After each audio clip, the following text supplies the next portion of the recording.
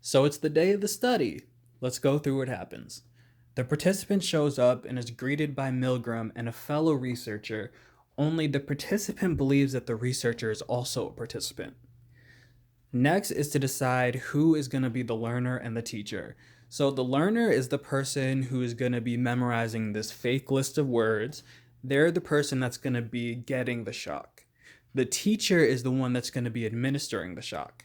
So the participant is instructed to draw from a hat, only surprise, it's rigged. They're going to get teacher regardless.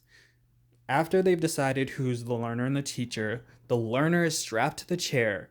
And at this point, you can imagine that, okay, it's getting a little suspicious. Now there's a chair, there's electricity being involved, what's going on? And Milgram promises that, yeah, it's going to hurt, but it's not going to be permanent. Next, the teacher administers the paired associate learning task, and then they begin the actual experiment.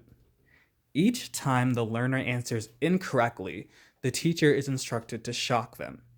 Now, in the teacher's mind, they're really inflicting pain to people they don't even know. Every wrong answer is a shock, and each shock is stronger than the last. Now, if there's anything that could potentially make this a little less unsettling, there were some that were visibly conflicted. There were some people that clearly had a hard time going along with this.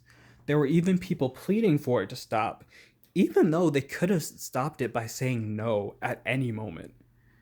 It's also worth noting that if the teacher showed resistance to administer the shock, they were prodded. Milgram would say stuff like, the experiment requires that you continue, and each prod would be more aggressive than the last.